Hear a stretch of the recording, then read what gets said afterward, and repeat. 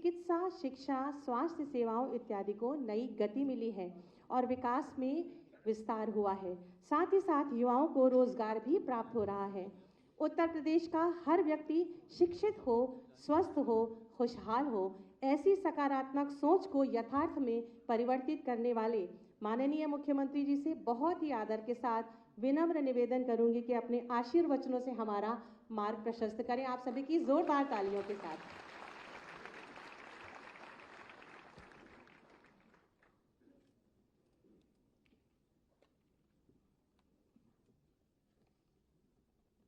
चिकित्सा, शिक्षा, स्वास्थ्य और आयुष विभाग से जुड़े हुए विभिन्न संवर्गों में नियुक्ति पत्र वितरण के आज के इस कार्यक्रम में मंच पर उपस्थित प्रदेश सरकार में मेरे वरिष्ठ सहयोगी उप मुख्यमंत्री श्री ब्रजेश पाठक जी,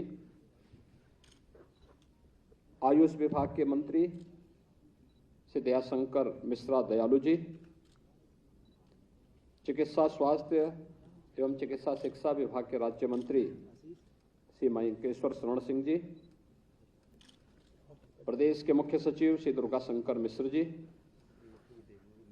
प्रमुख सचिव चिकित्सा, स्वास्थ्य एवं चिकित्सा शिक्षा श्री पार्थ सारथी सेन शर्मा जी, प्रमुख सचिव आयुष श्रीमती नीना जौहरी जी, चिकित्सा, स्वास्थ्य, चिकित्सा शिक्षा एवं आयुष विभाग से जुड़े हुए सभी अधिकारीगण,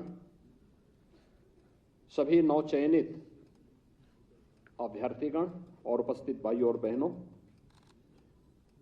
आदरणीय प्रधानमंत्री जी की प्रेरणा से मिशन रोजगार के अंतर्गत आज लगभग 2500 प्रदेश के युवाओं को जो स्वास्थ्य के क्षेत्र में अपने कैरियर को आगे बढ़ाना चाहते हैं, नियुक्ति पत्र वितरण का एक कार्यक्रम यहाँ पर आयोजित किया गया है। मैं इस अवसर पर आप सभी नवचयनित अभ्यर्थियों का हृदय से बधाई देते हुए अभिनंदन करता हूँ और आप सबके प्रति अपनी शुभकामनाएं देता हूँ। मुझे प्रसन्नता है कि आज एक साथ 278 सहायक आचार्य जो लोक सेवा आयोग के द्वारा चयनित हुए हैं, जिनमें गवर्नमेंट जो हमारे मेडिकल कॉलेजेज हैं और जो हमारे अन्य मेडिकल कॉलेजेस बन रहे हैं, उन सब में इनकी नियुक्ति होनी है। एज ए लेक्चरर ये लोग वहाँ पे काम करेंगे।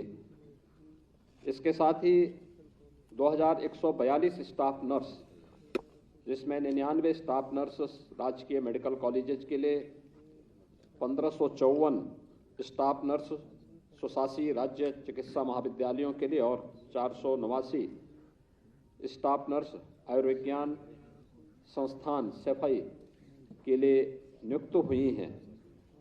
इसके साथ ही उत्तर प्रदेश लोक सेवा आयोग से चयनित 48 आयुष चिकित्सा शिक्षक, जिसमें यूनानी के एक प्रधानाचार्य, एक प्रोफेसर, 2 रीडर और आयुर्वेद विभाग के एक रीडर तथा होम्योपैथ विभाग के 43 लेक्चरर, इन सब को आज नियुक्ति पत्र कुल मिलाकर के यह संख्या 2468 यानी लगभग 2500 के आसपास है। इन सबको नियुक्ति पत्र एक साथ वितरित हो रहा है। यहाँ पे जो राज्य मुख्यालय पे आ सकते थे राज्य मुख्यालय में, बाकी शेष अन्य लोगों को प्रदेश के विभिन्न जनपदों में माननीय मंत्रियों और जनप्रतिनिधियों के माध्यम से नियुक्ति पत्र वितरण का कार्यक्रम वहाँ पे आयोजित हो रहा है। मैं इस अवसर पर प्रदेश के इन सभी लगभग 2500 ऊर्जावान चिकित्सकों को, पैरामेडिक्स को, नर्सिंग स्टाफ को, जो आज राजकीय सेवा के साथ अपने आप को जोड़ रहे हैं, उन सब का हृदय से अभिनंदन करते हुए उन्हें बधाई देता हूं, अपनी शुभकामनाएं देता हूं।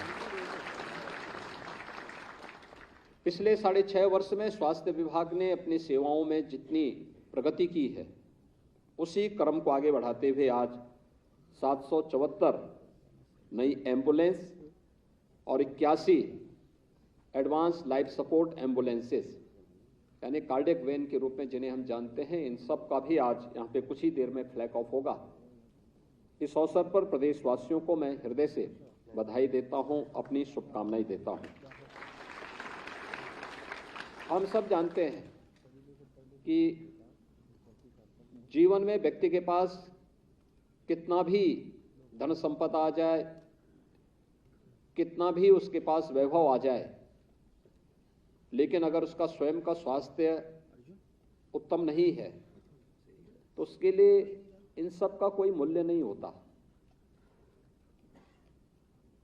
हमारी परंपरा भी इस बात को कहती है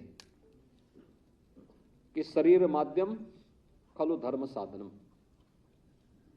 यानी जितने भी धर्म के साधन हैं ये सभी स्वस्थ शरीर से ही संभव हो पाएंगे। उत्तम आरोग्यता को प्राप्त करना, और आज तो ये मैं इसको महज संजोग नहीं मानता हूं, बल्कि ईश्वरीय कृपा से यह एक बहुत अच्छा वो है कि इसमें एलोपैथ के भी हैं तो आयुष से भी जुड़े हुए लोग हैं। एक साथ 2500 ऐसी नियुक्ति पत्र वितरण का एक कार्यक्रम हो रहा है, और यह प्रदेश के स्वास्थ्य विभाग के उत्तरोत्तर वृद्धि और उसके सुदृढ़ीकरण होने की दिशा में एक शुभ संकेत है। पिछले 6.5 वर्ष के अंदर प्रधानमंत्री मोदी जी के मार्गदर्शन में, उनकी प्रेरणा से प्रदेश ने अपने स्वास्थ्य सेवाओं को बेहतरीन किया है। याद करिए 2017 के पहले के प्रदेश की स्थिति क्या थी। हर एक क्षेत्र में पिछड़ा हुआ था, पहचान का संकट था। विकास की बात तो दूर थी, पहचान का संकट था।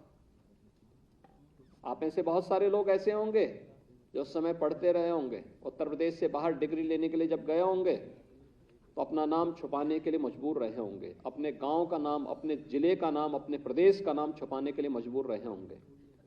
ज्यादातर लोग अपना नाम दिल्ली या कहीं और राज्य का लिखाते थे, लेकिन आज मैं कह सकता हूं कि 6-6.5 वर्ष के अंदर किए गए प्रयासों का परिणाम है आज कोई उत्तर प्रदेश का नाम छुपाता नहीं है। जो नहीं भी होगा वही बोलता मैं उत्तर प्रदेश का रहने वाला हूं। इस दौरान हम लोगों ने उत्तर प्रदेश के अंदर कुछ कदम उठाए हैं, कुछ कार्यक्रम भी किए। अब याद करिए 1947 से लेकर के 2017 तक इन 70 वर्षों में केवल 12 मेडिकल कॉलेज प्रदेश में बन पाए थे, और अगर हम उससे पहले से देखें कि कुल मेडिकल कॉलेज 2017 तक कितने बन पाए थे, इनकी संख्या मात्र 17 थी। इस दौरान 18 मेडिकल कॉलेज तो क्रियाशील हो गए और 14 नयों का निर्माण हो रहा है, जिसको हम इस सत्र में और अगले सत्र में, जिन पर हम फिर से प्रवेश की प्रक्रिया को वहां भी प्रारंभ करने जा रहे हैं। मेडिकल कॉलेज के साथ नर्सिंग कॉलेज और पैरामेडिकल की भी कोर्सेज प्रारंभ हो, क्वालिटी दी जाए, जिसके बारे में डिप्टी सीएम पाठक जी बता रहे थे कि मिशन निरामया के अंतर्गत एक बड़े अभियान को आगे बढ़ाने का कार्यक्रम चल रहा है। क्योंकि चिकित्सक के साथ साथ पैरामेडिक्स और नर्सिंग स्टाफ की अपनी भूमिका है, वो बैकबोन होता है इस पूरी स्वास्थ्य सेवा का, और इस देश से क्वालिटी सेवा वे दे सकें, इसके लिए एक औपचारिकता नहीं बल्कि हम इस दिशा में भी बेहतरीन प्रयास कर सकें, यह एक प्रयास प्रारंभ हुआ है। और उसी प्रयास के क्रम में आज हम सब यहां पर हैं। पहली बार प्रदेश में चिकित्सा और स्वास्थ्य की दृष्टि से अगर हम देखेंगे, इन सेवाओं के स्ट्रेंथनिंग के लिए हम लोगों ने प्रदेश में चिकित्सा शिक्षा में आमूलचूल परिवर्तन के लिए इनका अपना एक स्वयं का विश्वविद्यालय सरदार अटल बिहारी वाजपेयी जी के नाम पे यहाँ पे एक लखनऊ में बन रहा है, और उसी हमारी जो अटल मेडिकल यूनिवर्सिटी है, सभी प्रदेश के मेडिकल कॉलेजेस उससे एफिलेटेड होंगे। उससे उसने कार्य करना प्रारंभ किया, युद्ध स्तर पर कार्य चल रहा है। स्वास्थ्य सेवाओं में बेहतरीन परिणाम भी सामने आए हैं। हम लोगों ने इस दिशा में जो प्रयास प्रारंभ किए, आज उसके परिणाम हम सबके सामने हैं। लगभग 10 करोड़ लोगों को आयुष्मान भारत में या मुख्यमंत्री जन आरोग्य योजना के अंतर्गत हम लोग आज के दिन पे 5 लाख रुपए की स्वास्थ्य बीमा का कवर दे रहे हैं। आज कोई गरीब ये नहीं कह सकता कि स्वास्थ्य सुविधा के अभाव में मुझे अपना उपचार कराने से वंचित रहना पड़ रहा है, क्योंकि चिकित्सक हमारे स्वास्थ्य के केंद्र हैं। गवर्नमेंट डिस्ट्रिक्ट हॉस्पिटल हो, सीएससी हो, पीएससी हो, इनमें तो स्वास्थ्य की सुविधा मिल ही रही है, मेडिकल कॉलेजेज में भी मिल रहे हैं। और किसी को अन्य मेडिकल कॉलेज में, प्राइवेट संस्थान में जाके करना है तो 5 लाख रुपए का स्वास्थ्य बीमा का कवर भी उसको उपलब्ध हुआ है। डायलिसिस की सुविधा 72 जनपदों में डायलिसिस की सुविधा उपलब्ध करवाई जा चुकी है। हर जिले में आईसीयू स्थापित हो चुके हैं। बेहतरीन स्वास्थ्य की सुविधाओं को आगे बढ़ाने के क्रम में 108 और 102 की जो एम्बुलेंस सेवा है, उनके रिस्पांस टाइम को भी न्यूनतम स्तर पर लाने के प्रयास किए गए हैं और उसके भी अच्छे परिणाम सामने आए हैं। जब प्रयास प्रारंभ होता है तो परिणाम भी उसी प्रकार से हम सबके सामने प्राप्त होते हैं। आज 2 एम्स भी गोरखपुर में और रायबरेली में कार्य करना प्रारंभ कर दिए हैं। यानी ये चीजें दिखाती हैं कि जब डबल इंजन की सरकार होती है तो डेवलपमेंट की स्पीड भी कई गुना बढ़ जाती है और वह स्पीड हम सबके सामने एक और चिकित्सा स्वास्थ्य और चिकित्सा शिक्षा के क्षेत्र में है। तो हमारी ट्रेडिशनल मेडिसिन को भी प्रोत्साहित करने के लिए भारत सरकार ने आयुष मंत्रालय का गठन किया। उत्तर प्रदेश ने भी 2017 के बाद अपना आयुष विभाग, फुल फ्लेज आयुष विभाग को यहां पे स्थापित करके उसने कार्य करना प्रारंभ किया। आज आयुष विभाग के पास अपना स्वयं का आयुष यूनिवर्सिटी भी है। आयुष यूनिवर्सिटी के साथ साथ नए कॉलेजेस को भी मान्यता देने के क्रम में हम लोग तेजी के साथ आगे बढ़े हैं। हेल्थ एंड वेलनेस सेंटर की स्थापना हो रही है। तमाम अन्य कार्यक्रमों को तेजी के साथ आगे बढ़ाने के कार्य किए जा रहे हैं। इस क्षेत्र में व्यापक संभावनाएं यूपी में है और उन संभावनाओं को आगे बढ़ाने की दिशा से आज यहां पर आयुष विभाग के द्वारा भी कुछ आयुष के जो शिक्षक थे उनकी तैनाती के कार्यक्रम को आज यहां पे संपन्न किया जा रहा है।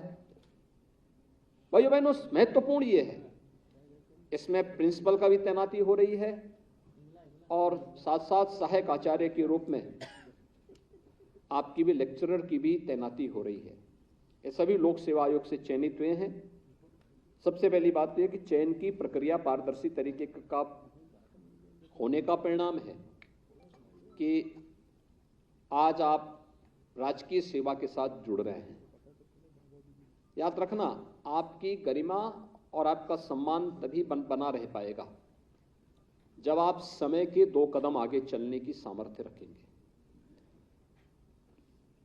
Principal head of the institution होता है। मेरा मानना है कि संस्था का हेड जैसा होगा पूरी व्यवस्था वैसे ही होगी। जहां अच्छे प्रिंसिपल काम कर रहे हैं, समय देते हैं, एक एक गतिविधि पे नजर रखते हैं, वहां पे हमारे मेडिकल कॉलेज भी अच्छे चल रहे हैं, मरीज भी संतुष्ट होता है, कर्मचारी भी टीम भावना से वहां काम कर रहे हैं और वहां पर जो व्यक्ति अपना ये प्रयास करता है वो स्वयं भी यशस्वी हो जाता है।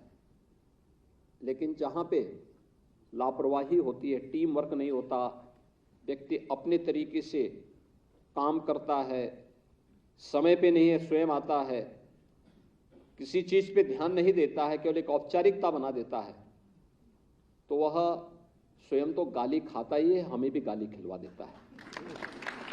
तो सबसे पहली बात तो ये है कि स्वयं गाली मत खाइए और हम लोगों को भी गाली मत खिलवाइए, ये जरूर ध्यान रखना।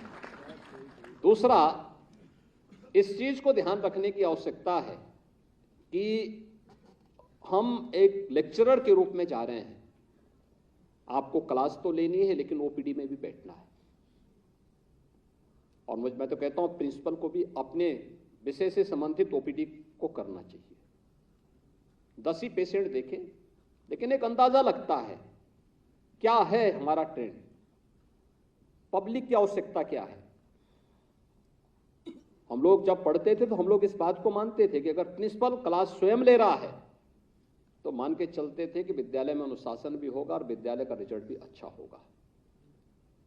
लेकिन जब प्रिंसिपल ही लेट में आता था तो मान लेते थे कि विद्यालय तो यानी वो व्यक्ति तो स्वयं अपने जीवन के साथ खिलवाड़ कर इन सभी बच्चों के भविष्य के साथ भी खिलवाड़ कर रहा है और गाली खाता था जी वो भी। तो ये स्थिति कभी नहीं होनी चाहिए। और मेरा मानना है कि हर चिकित्सा शिक्षा से जुड़े हुए या आयुष से जुड़े हुए किसी भी लेक्चरर को असिस्टेंट प्रोफेसर हो, एसोसिएट प्रोफेसर हो या प्रोफेसर हो, इनको नियमित ओपीडी में बैठना चाहिए, अपने पेशेंट का नियमित राउंड भी लेना चाहिए और नियमित राउंड लेने के साथ साथ अच्छा होगा महीने के या साल भर के अपने जितने भी पेशेंट हैं उनकी बीएसडी को तैयार रखते हुए, सुरक्षित रखते हुए उस पर अपनी एक केस स्टडी भी बनानी चाहिए। क्या ट्रेंड है, आपके यहाँ क्या स्थिति है। आप करेंगे ही नहीं, शोध ही नहीं करेंगे, कुछ काम करेंगे नहीं, अपना रिसर्च पेपर ही सबमिट नहीं करेंगे, कैसे नया परिवर्तन आएगा, कैसा नया परिवर्तन आएगा। हमें बहुत सारी चीजों को स्थानीय परिस्थितियों के अनुरूप उसका उपचार भी ढूंढना पड़ेगा और ये संभव है, क्या आवश्यक नहीं कि जो बीमारी यहां पर है उस बीमारी का उपचार जापान में या फिर यूरोप में या फिर यूएस में या में ढूंढा जाएगा तब वो आएगी। तब तक कई युग बीत चुके होंगे और पहले यही होता था। आप याद करिए, कोरोना कालखंड आपके सामने है।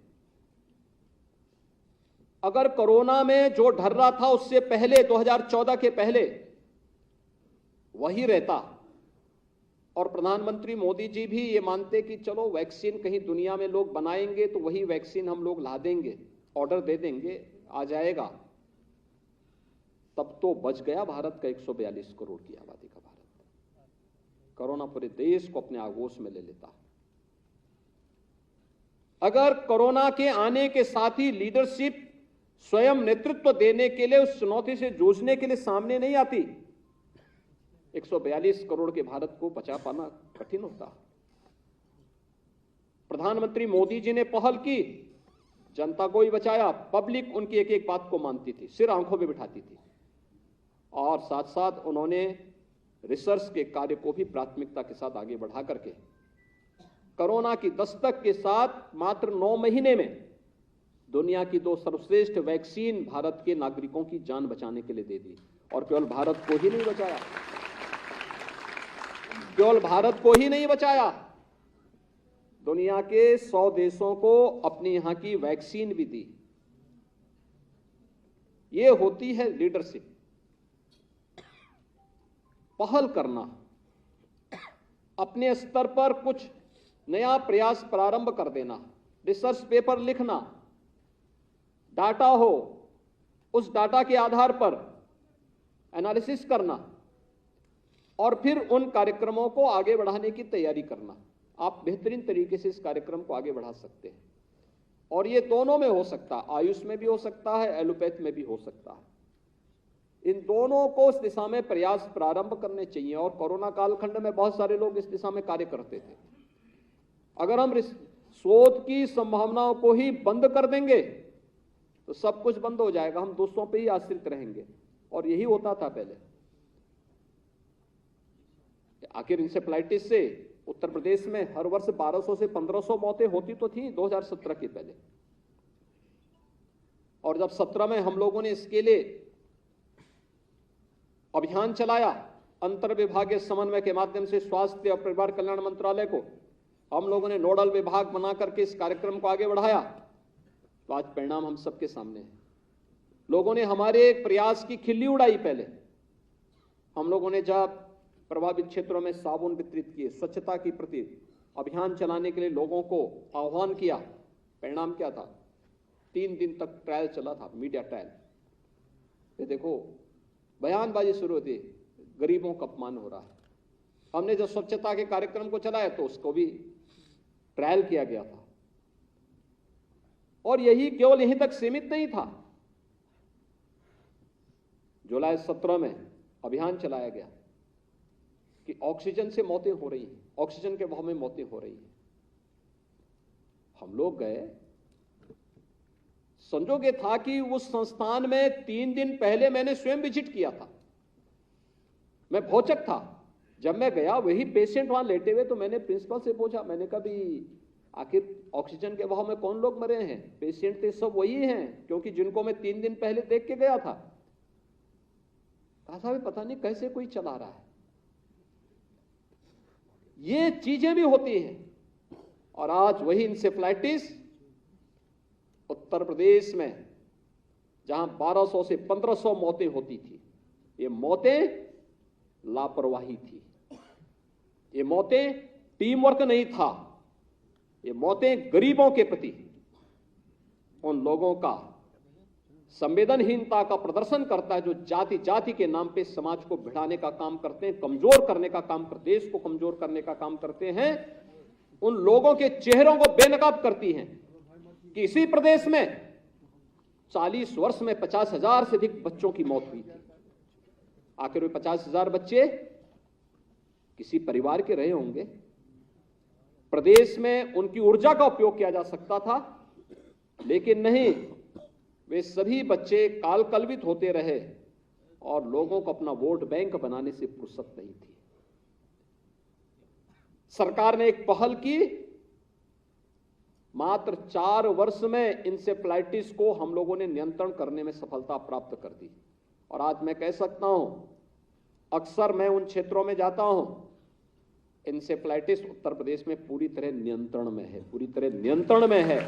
मौत के आंकड़ों को हम लोगों ने 96 से 98% नियंत्रित किया है। 96 से 98% नियंत्रण मौत के आंकड़ों में हुआ है।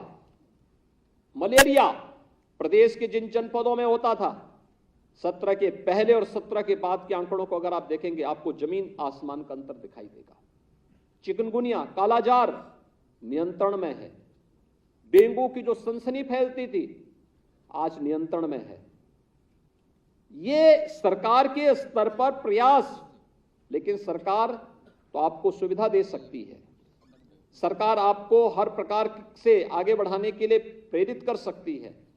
फील्ड में काम तो आप लोगों को करना है, प्रयास आप लोगों को करना है, और इसमें लेक्चरर का भी काम है, पैरामेडिक्स और नर्सिंग स्टाफ की भी बड़ी जिम्मेदारी है।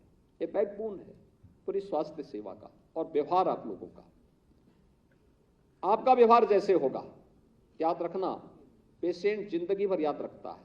पीड़ा के समय अगर हमारी संवेदना उनके साथ नहीं है, आप उम्मीद मत करिए फिर कि हम उसकी दुआ प्राप्त कर पाएंगे। भाई कार्य करते करते व्यक्ति, हम मानते हैं कि बहुत सारे लोग अपने कैरियर को जोड़ने के लिए इस क्षेत्र में आए हैं, लेकिन कैरियर के साथ साथ लोगों की दुआ भी लेते जाइए। लोग आपके बारे में अच्छा सोचें, लोग आपके बारे में अच्छा बोलें, और लोग आपके बारे में चर्चा भी करें। आपके व्यवहार पर निर्भर करता है। भाई पेशेंट आया, पीठ थपथपा दिया उसका, बता दिया उसको, भाई स्वस्थ हो जाओगे, चिंता मत करो। इतना भर कहना, याद रखना, उस व्यक्ति को एक नया जीवन दे देगा। केवल एक बार आपके स्तर पर प्रयास किए जाने की आवश्यकता है। आप एक बार बोल देंगे, अगर आप देखते ही झल्ला करके पहले ही बोल देंगे कि अरे तुम कभी ठीक नहीं हो पाओगे, तो गया काम से। तब तो जो ठीक होने वाला है वह भी बेचारे को तो आधे तो आप लोगों का व्यवहार ही उसको वो कर देगा। ऐसा कभी ना हो, इस बात को जरूर ध्यान रखना, कभी ना हो। अच्छा बोलना है, सकारात्मक बोलना है, सकारात्मक रिजल्ट भी वो अपने आप दे देगा, चमत्कारिक परिणाम आएंगे। आपका व्यवहार उसको, उसके परिवारजन के साथ, वो पीड़ा है, पीड़ा में है, झल्लाएगा, परिवार के लोग झल्ला सकते हैं, हमें उससे अपने आप को अलग करके रखना है। बहुत अच्छा व्यवहार करना है, सद्व्यवहार हमारा होना चाहिए, किसी के साथ भी दुर्व्यवहार न हो, इस बात का जरूर ध्यान में रखें। आपका भी और आपके संस्थान के नाम को वे बढ़ाएंगे और आज इसीलिए सरकार का पहल है कि मैन पावर की पूरी आपूर्ति हो, चाहे वह आयुष विभाग के हों, चाहे वह स्वास्थ्य और परिवार, सभी सुविधाओं का लाभ हमारे प्रदेशवासियों को या प्रदेश में आने वाले सभी अन्य जो नागरिकगण हैं, कोई भी आएगा, स्वास्थ्य की सुविधा तो सबके लिए है। अरे स्वास्थ्य की सुविधा तो यहां तक की है कि लक्ष्मण जी को जब शक्तिबाण लगा था तो रावण के चिकित्सक ने उपचार किया था। तो चिकित्सक तो सबका उपचार कर सकता है, चिकित्सक के लिए सब बंधनें नहीं होती हैं। इसलिए हम सब इस बात को ध्यान में रखेंगे, जो आएगा हमारे पास हम उससे ये नहीं पूछेंगे कहां के रहने वाले हैं। एक ड्यूटी, एक डॉक्टर का धर्म हम निर्वहन करेंगे, एक पैरामेडिक्स के, एक स्टाफ नर्स का धर्म निर्वहन करते हुए उसको बेहतर स्वास्थ्य सुविधा हम उपलब्ध करवाएंगे। इस विश्वास के साथ मैं आज के इस नियुक्ति पत्र वितरण के लिए प्रदेश भर में आयोजित कार्यक्रमों में जितने भी अभ्यर्थीगण नियुक्ति पत्र प्राप्त कर रहे हैं उन सबको मैं एक बार उनको और उनके परिजनों को हृदय से बधाई देता हूं, अपनी शुभकामनाएं देता हूं। लोक सेवा आयोग को हृदय से धन्यवाद देता हूं कि उन्होंने समयबद्ध तरीके से अपने कार्यक्रम को पारदर्शी तरीके से आगे बढ़ाया है और विश्वास व्यक्त करता हूं कि आप लोग शासन की मंशा के अनुरूप बेहतर परिणाम देने में सफल होंगे। आप सबके प्रति मेरी शुभकामनाएं। धन्यवाद। जय हिंद।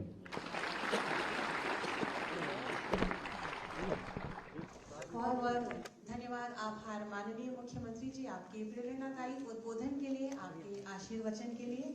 अब मैं अनुरोध करूंगी माननीय राज्य मंत्री स्वतंत्र प्रभार आयुष विभाग, खाद्य सुरक्षा एवं औषधि प्रशासन विभाग माननीय डॉक्टर दयाशंकर मिश्र जी से कि कृपया धन्यवाद ज्ञापन दें, हमें अनुग्रहित करें। अरे विष्णु इधर मिशन रोजगार योजना के तहत आज